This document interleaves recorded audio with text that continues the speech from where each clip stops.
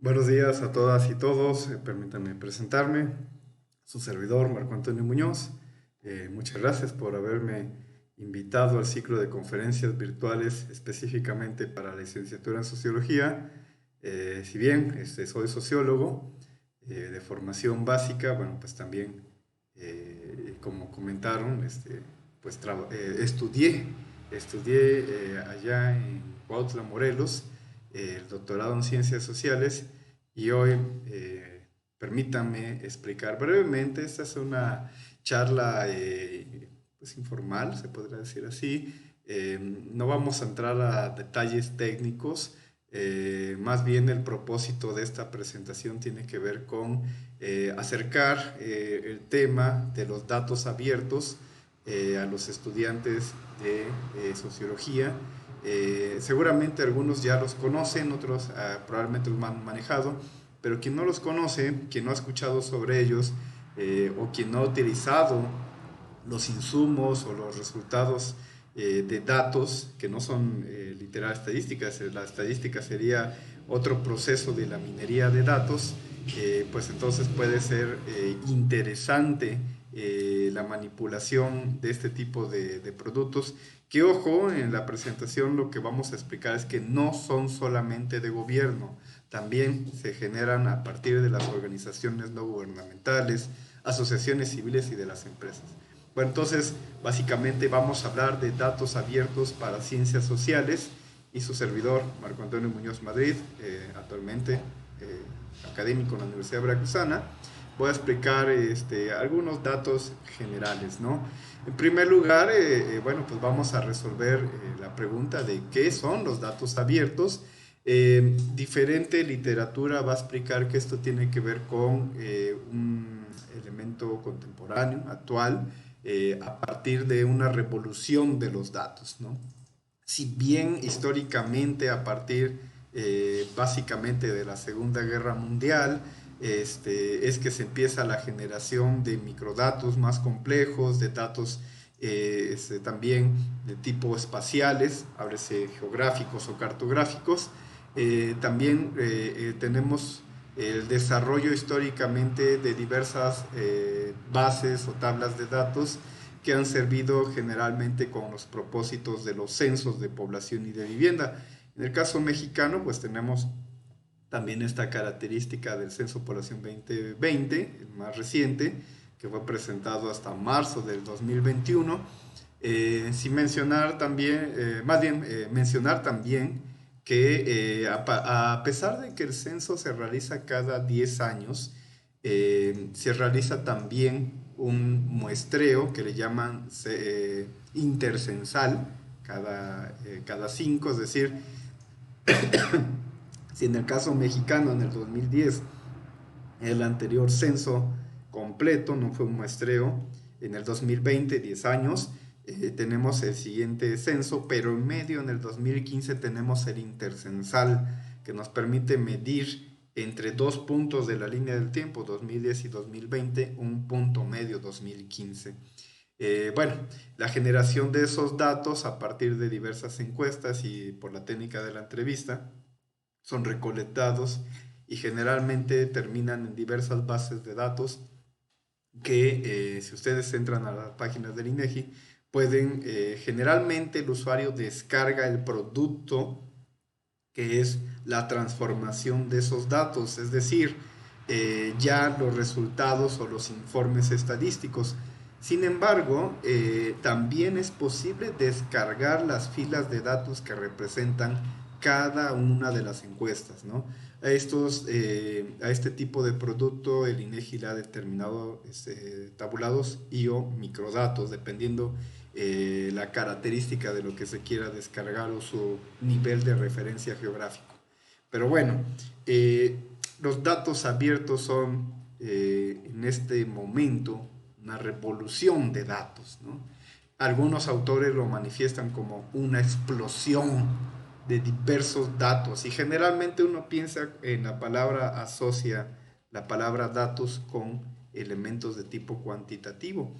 Sin embargo, actualmente nosotros, a partir de nuestros dispositivos celulares, y obviamente no leímos las letras chiquitas del contrato de Facebook, del contrato de Google, la cuenta de Gmail y otro tipo de aplicaciones, ¿verdad? Pero estamos generando datos, ¿no? Todo el tiempo estamos generando datos, ¿no? Pero esa no es una característica de datos abiertos. Ahorita hablaremos de ello. Para ello, entonces, entender que existe una Carta Internacional de Datos Abiertos que define a esta condición de datos abiertos como, obviamente, datos de tipo digital, esa es su característica más importante, y que son puestos a disposición de la sociedad, al público en general, bajo una serie de delimitaciones o características técnicas, sobre todo también jurídicas, ahorita hablaremos de ello en un momento, para que un usuario, un ciudadano, pueda descargar, tener acceso a esa información, usarlos, reutilizarlos y redistribuirlos de manera libre, es decir, podemos transformar esa información. Algo muy interesante sobre este tema es que por ejemplo, existe, lo vamos a ver al final de esta presentación, existe los datos abiertos de la Dirección General de Epidemiología del Gobierno Federal, que básicamente es una megatabla enorme, que pesa alrededor de 2 gigas de información. No es posible visualizar en equipos comunes con Excel. Es necesario visualizarla con otro tipo de software de análisis estadístico, de visualización de datos tabulares como SPSS generalmente, y eso se debe a que el número de filas que puede observar un usuario promedio en Excel, más o menos 1.700.000, no lo recuerdo, pero como tenemos más casos registrados de positivos y negativos de COVID en esa tabla, más de 5 millones, si mal no recuerdo, 4 o 5 millones, no es posible visualizarlo en el documento de Excel, entonces es necesario abrirlo en otro tipo de manejador de datos, ¿no? Pero ¿a qué punto quiero llegar con este comentario?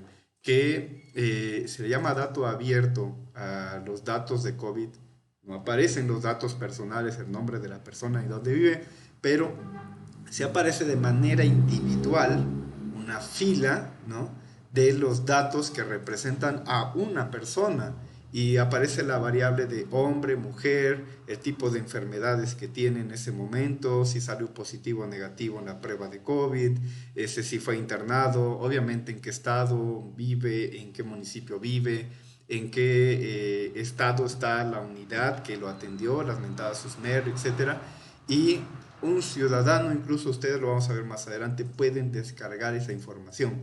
Claro, la visualización de esos datos recomiendo en un software más especializado porque Excel está limitado, ¿no? Y bueno, pues son como detalles técnicos que el estudiante debe de conocer para poder avanzar en los elementos pues técnicos, ¿no? También estar en la vanguardia, ¿no? Y también, ¿por qué no?, hacer uso de esos datos que son libres, para analizar la información, comparar y criticar la postura de gobierno en la medida de lo necesario, digo, no es una obligación, pero también le sirve a la organización de las sociedades civiles para tomar diversas decisiones, ¿no?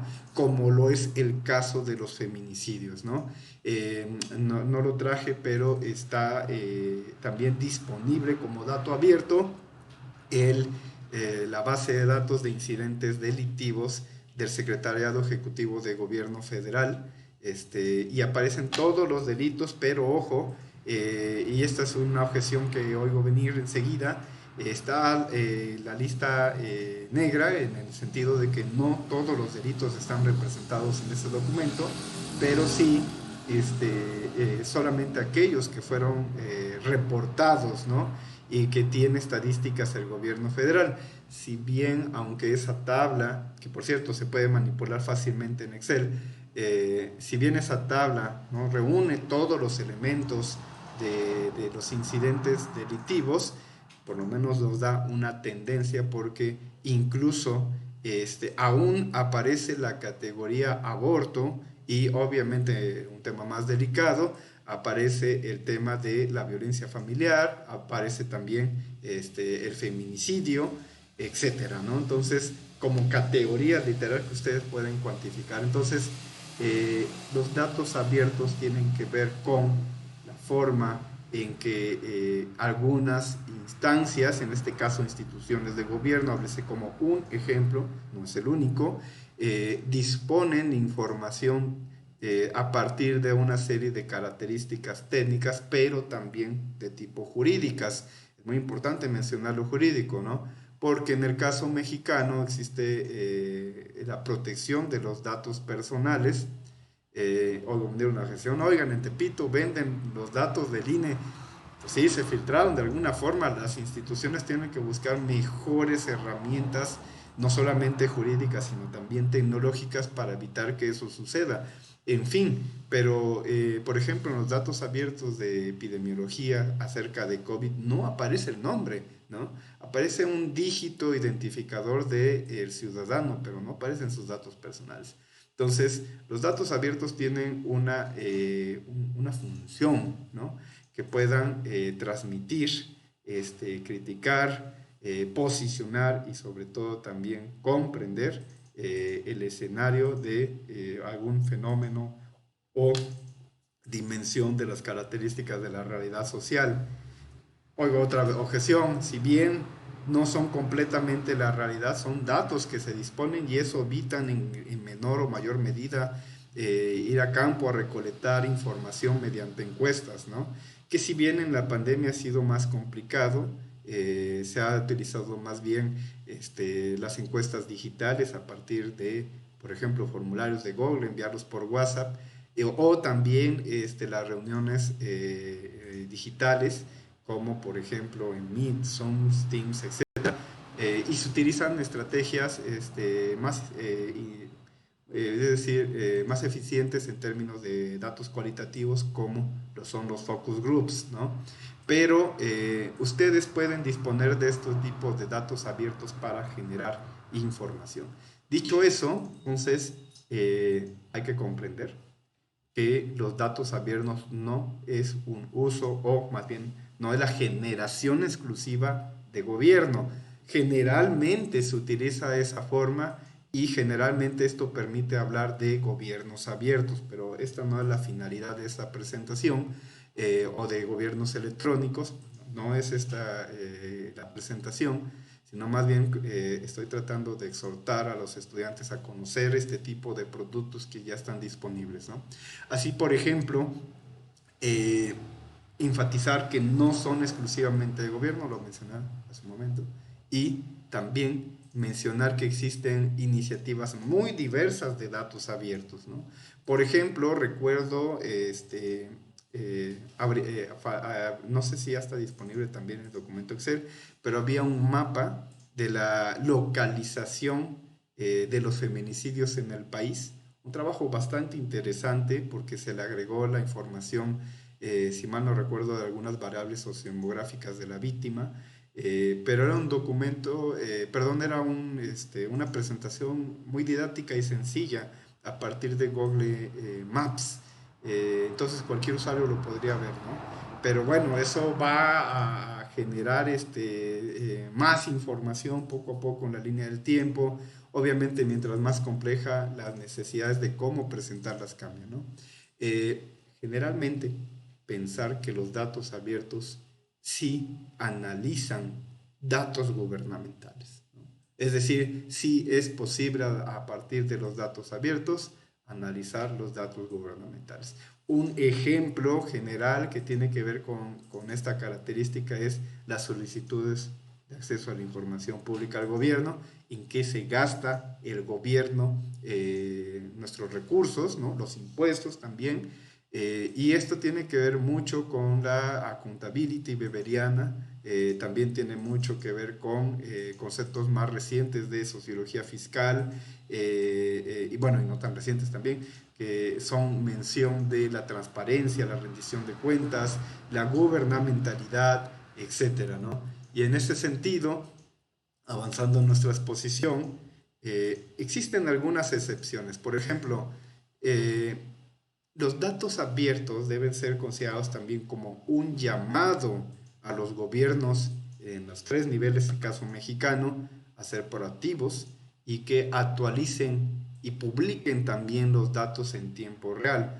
Háblese, por ejemplo, de las unidades de transparencia en los gobiernos municipales. Eh, Incluso muchas veces uno hace una solicitud de gobierno y los datos no están elaborados, no los ha hecho el área. Entonces, este es un llamado en los datos abiertos, ¿no? Son un llamado a los gobiernos en sus diferentes niveles, de manera directa o indirecta, a ser proactivos, ¿no? Existen algunas excepciones de lo que se llama el concepto de apertura de los datos, ¿no? Y por ejemplo, las excepciones son cuando abrir la información al público confiere de manera inherente la posibilidad de vulnerar los derechos de los terceros, ¿no? Es decir, específicamente la privacidad de las personas. Por ejemplo, las fotografías, ¿no? Por ejemplo, el nombre, el CURP, el teléfono, etcétera. Son elementos que si se quedan abiertos a disponibilidad de cualquier persona, podría generar la vulnerabilidad de la privacidad de las personas. Voy a poner un ejemplo rápido sobre ello.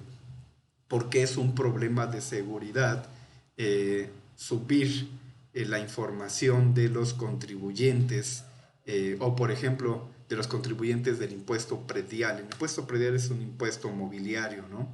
Y muchos han intentado en los gobiernos hacer estos mapas de información de los contribuyentes a nivel de cada predio, cada casa.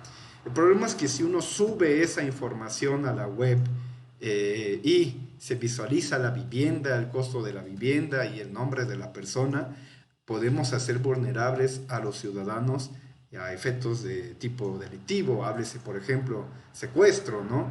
Entonces esto puede generar algunos problemas en primer lugar de la privacidad de la persona y en segundo lugar generalmente en términos de seguridad, ¿no? Bueno, hacer esta apertura de los datos, que es uno de los elementos sustanciales de los datos abiertos, confiere algunos desafíos. En primer lugar, la literatura marca la regulación, es decir, que se necesita generar, revisar y analizar las leyes que le darán soporte a este acceso de información. Y muchas veces en los gobiernos locales se carece de esta generación, ¿no? Otro elemento sustantivo es la gobernanza en términos de definir las responsabilidades de quién en las áreas va a generar la información y quién la va a publicar y cómo, ¿no? Acto seguido, esto nos lleva a hablar del problema tecnológico, ¿no? De contar con una plataforma que la literatura ha denominado como interoperabilidad, ¿no? Es decir, que pueda ser operable. En la imagen podemos ver la tablet, la computadora, el celular y la nube, ¿no? Entonces, hay formas tangibles y sencillas de hacer datos abiertos que no requieren de tanta plataforma tecnológica, mientras se cumplan la condición de la apertura, del resguardo y seguridad de los datos personales, obviamente también de la periodicidad de la generación de información, etcétera, ¿no? Para ello entender que existe de manera internacional el Open Data Institute, que define a los datos abiertos como, noten que aquí hay un cambio del paradigma, como una infraestructura de los datos, ¿no? Es decir, de los datos que estarán activos en las plataformas, pero es una infraestructura tecnológica, es una infraestructura también del diseño de los datos, ¿no? Pensada en cómo se van a operar, cómo se van a mantener y sobre todo también cómo se van a gerenciar, administrar esos datos, ¿no? Para que sean de manera sostenida, para que su uso genere cierto valor, ¿no? Entonces, este Open Data Institute también define 3 estándares en el manejo de los datos abiertos, básicamente aquellos que sirven como guía, datos que sirven como guía, 2, datos que proveen un vocabulario común, generar datos que generen un vocabulario común, a partir de un vocabulario común, los datos de gobierno federal, la verdad es que muchos de ellos son complejos de entender para un ciudadano promedio, les explicaré más adelante, y que permiten el intercambio de datos, ¿no? Así, por ejemplo, en 2012 América Latina y el Caribe se caracterizó por ser una región activa en la apertura del uso de los datos. Sin embargo, quiero mencionar que incluso en el caso mexicano, requiero más información para sostener este argumento, pero ya tengo algunos elementos para mencionar lo siguiente.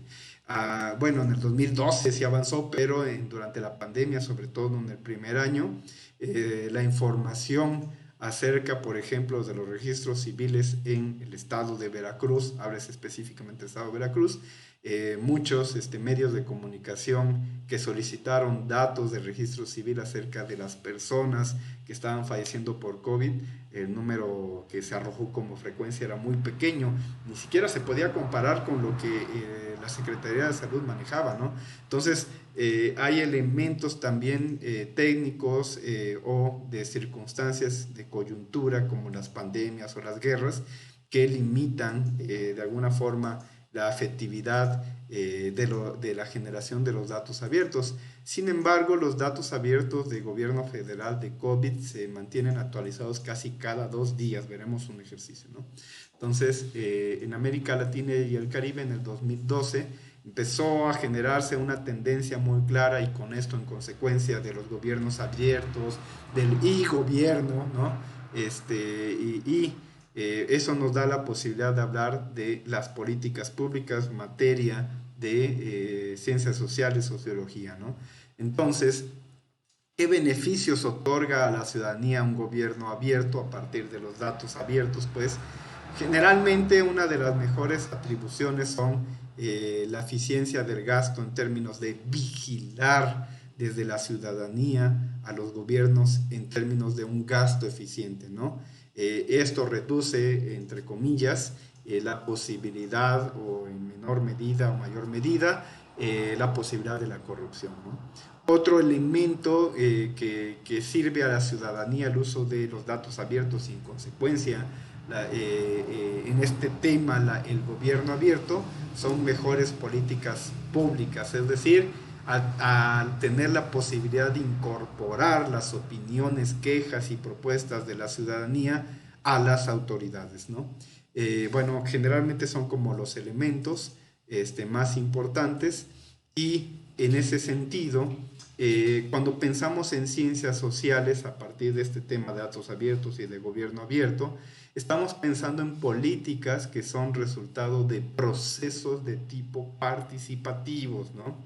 Donde la sociedad civil y gobierno, estos dos entes, debaten el alcance y el contenido de qué, de las políticas, ¿no? Entonces, al tener datos abiertos, existe la posibilidad de tener para el ciudadano una visión más particular de las acciones de gobierno y su agenda, ¿no? Y en consecuencia genera cierto grado de empoderamiento sobre la información. Así, por ejemplo, grupos organizados de la sociedad civil con datos duros, en este caso incluso de mismas fuentes de gobierno, podrían generar procesos participativos para la mejora de las políticas públicas actuales, ¿no? Otro elemento de ciencias sociales, pensar en ese sentido, que estas políticas, en general, las políticas públicas, son resultado perdón, aquí lo repetí, una disculpa. Pensar que en el caso mexicano, la política de apertura, es decir, esta política de abrir los datos a la sociedad y a cualquier usuario, fue pensada como un elemento que se encuentra localizado en una política que se llama Plan Nacional de Desarrollo y que está instrumentada en un decreto del Poder Ejecutivo el 20 de febrero de 2015. Noten que es hasta el 2015, ¿no? O sea, estamos un poco atrasados en ese sentido, ¿no? Pero este decreto tuvo la intención de regular cómo se da apertura de los datos abiertos a partir de las entidades de administración pública, pero del orden federal. Hubo una transformación previa a esta fecha que tenía que ver con la Ley de Acceso a la Información Pública, y otro tipo de generaciones de plataformas a partir de gobiernos, ¿no? Que no solamente eran las solicitudes de información, sino también la presentación del gasto público, las tesorerías o la forma en la que se tomó las decisiones y las obras públicas en los gobiernos locales y estatales, ¿no? Pensar en la lógica que en el caso mexicano el organismo facultado para implementar la política es la coordinación de la estrategia digital nacional, ¿no? Entonces, estas políticas son resultados de procesos participativos, ¿no? Un gobierno abierto, háblese de una de las características con las que generalmente se vincula el tema de datos abiertos, es un gobierno eficaz, ¿no? Al abrir, a hacer la apertura de los datos, ¿no? Pero también es un gobierno transparente, la accountability, ¿no? Porque rinde cuentas esta accountability beberiana que ya había mencionado, ¿no? No es lo mismo datos abiertos y gobierno abierto. Por ejemplo, gobierno abierto es un enfoque que propone una forma particular de entender los procesos de gobierno, pero a partir del eje rector de cómo le da transparencia a esos procesos, ¿no? Por otro lado, los datos abiertos apoyan, ¿sí? Aportan distintos beneficios a los gobiernos, pero también a las empresas y a las personas. Es decir, los datos abiertos sirven para ayudar a mejorar los servicios, impulsar el crecimiento y proteger también el planeta, ¿no? Entonces, generalmente hay un esquema de quién genera datos abiertos, más allá del sector público, es decir, del gobierno. También el sector privado genera datos, open data, pero algunos de ellos se encuentran no abiertos al público, hay que pagarlos, ¿no? También el sector académico, los académicos, las universidades generan diversos productos, hay una apertura de la información, y el tercer sector, ahorita hablaremos de ello, ¿no? En términos generales de ciudadanía, ¿no? Así, por ejemplo, el sector privado genera información de datos abiertos para el objetivo de regular sectores específicos, para generar transparencia de la misma institución empresarial, ¿no? Para generar esto que es interesante en el caso mexicano, la responsabilidad social corporativa, sobre todo en las empresas socialmente responsables, para la filantropía, el altruismo, y básicamente algo muy clásicamente conocido en el sector privado es los servicios comerciales de intermediación de datos, ¿no? Por otro lado, en el sector académico, los open data se encuentran generalmente desarrollados con el objetivo de dar acceso abierto a los resultados científicos, e incluso en el sector académico hay plataformas de datos que se llaman abiertos, pero que tienen un cobro, ¿no? Bueno, también para datos de dominio público, las universidades generan datos de dominio público como un beneficio común, y algo también común en el sector académico y de la innovación de datos son los laboratorios de experimentación de datos, o data centers. En Orizaba, en el gobierno municipal, el pueblo mágico de Orizaba, hay un data center, ¿sí? de gobierno municipal, muy interesante, hay varios servidores conectados, y en el sector académico también se dan los sistemas colaborativos de datos. Pero ahora hablemos del tercer sector, este sector que no es ni público ni privado, que generalmente está representado con las acciones de la ciudadanía. Generalmente los ciudadanos también generan datos, pero en menor cantidad, la verdad. En el caso mexicano, la literatura ha demostrado, y también los datos abiertos, que no es la ciudadanía un ente productor en primer lugar o en segundo lugar de datos abiertos. Si bien está esa práctica focalizada en ciudades metropolitanas, Ciudad de México, Guadalajara, Monterrey, poco se ha realizado de esta práctica en provincia, ¿no? Entonces, en ese sentido, tiene que ver con la transparencia de la gestión, rendición de cuentas y la eficacia, para fomentar el desarrollo, definir intervenciones y evaluar progresos, y generalmente para la colaboración de carácter multilateral, ¿no? Entonces, algunas tendencias a futuro, no voy a mencionar todas, pero sí como las más características acerca del Open Data, tiene que ver con la visualización narrativa a través de datos cuantitativos y cualitativos, generalmente también de abrir el gobierno, convertir al gobierno en términos de transparencia y rendición de cuentas, y también algo muy importante son la protección de los datos personales. Hay otros detalles, pero estos son como los más significativos. Estamos a punto de acabar esta presentación. Permítame hablar de algunos ejemplos. Tenemos de la página de internet del inegi.org.mx. Está el Censo de Población y Vivienda 2020. Aquí podemos observar el apartado tabulados y microdatos. Uno puede descargar la información literal de las encuestas, ¿no? Claro, es un archivo muy pesado, se recomienda una computadora por lo menos con 4 GB de RAM y un procesador aceptable, pero ese sí se puede observar en Excel. Manipular la información puede ser un poquito complicado, pero esta es como una de las referencias generales. Si bien hay pensar que el gobierno dispone no solamente los resultados de resumen, también el ciudadano, un estudiante, por ejemplo ustedes, podrían descargar la base, la tabla de datos que contiene cada una de las encuestas de su municipio o del objeto de estudio que están investigando, ¿no? Otro ejemplo, este es un elemento muy interesante del INEGI, es el directorio de unidades económicas, es decir, los comercios de todo el país, que están divididos a partir de un catálogo que se llama ESIAN del año 2018, donde se cataloga el tipo de comercio bajo la lógica de su giro o su actividad comercial, pero durante la pandemia el gobierno decidió dividir actividades esenciales y actividades no esenciales, ¿no?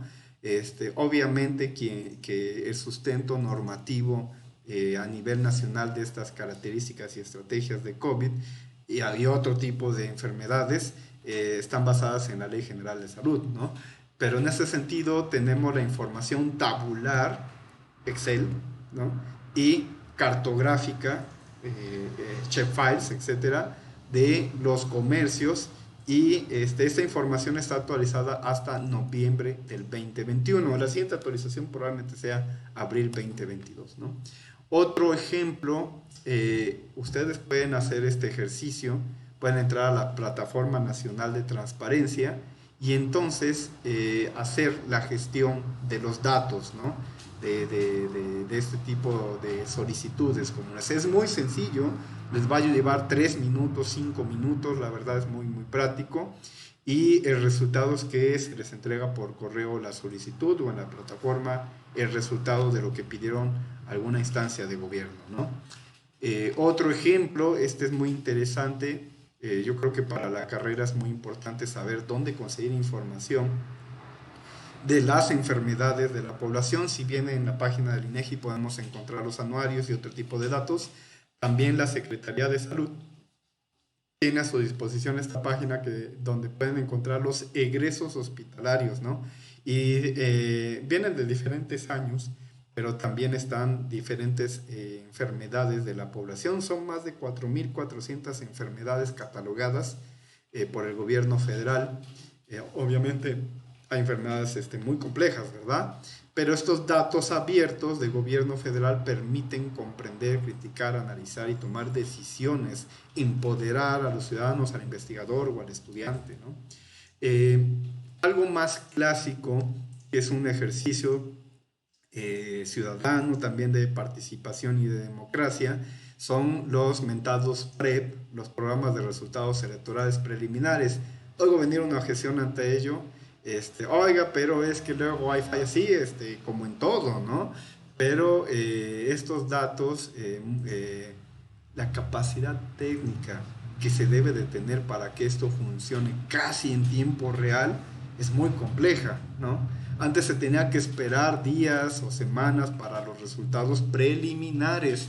Actualmente ya el software nos permite avanzar en tecnología y que los datos estén casi en tiempo real, pero esta es otro ejemplo de que esta información puede ser útil porque, noten en la parte superior derecha, podemos descargar la base de datos y uno podría hacer su propio análisis, sus propias gráficas, etcétera, ¿no?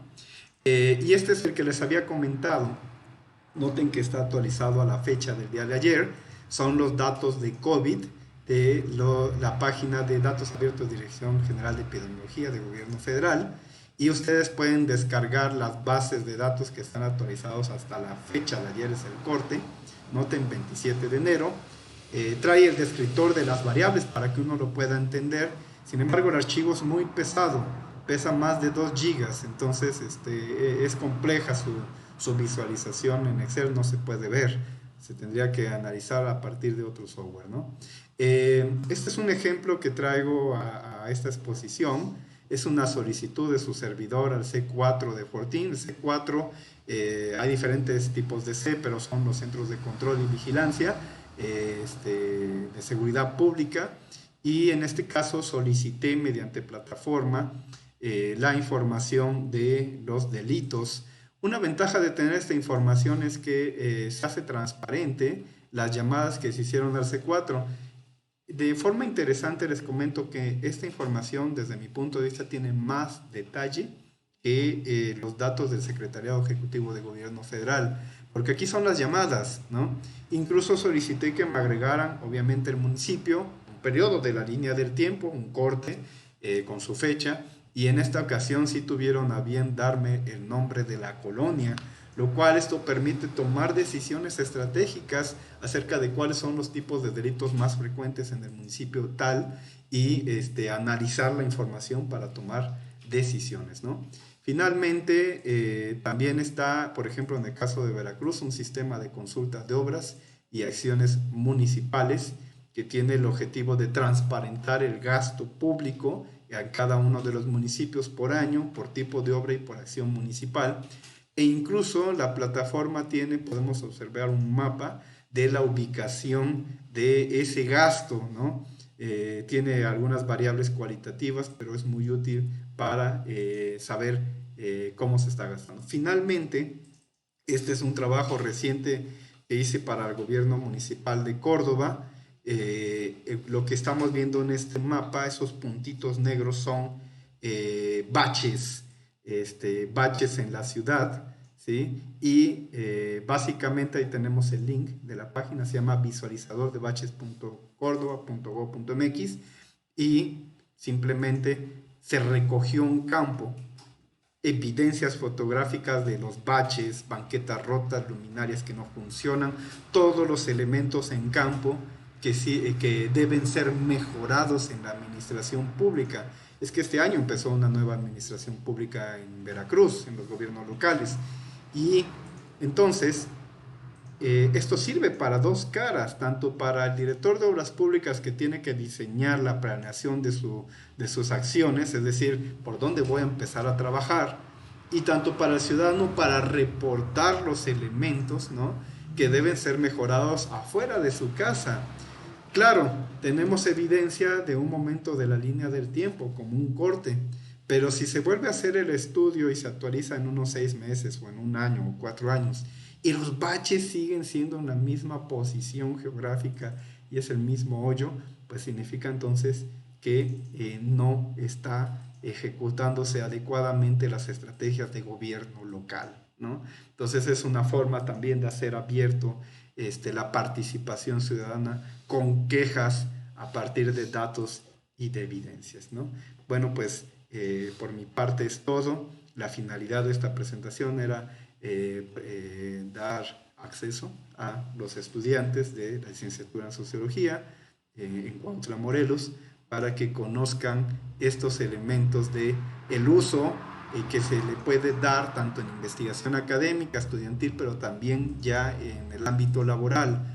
Ustedes pueden conseguir esta información, transformarla, criticarla y tener puntos o referencias de lo que dice el gobierno que está haciendo y tal vez generar estrategias para su cambio, ¿no? Ese es un objetivo general, pero hay más, ¿no? Entonces, Muchas gracias y una disculpa por no haber estado presente.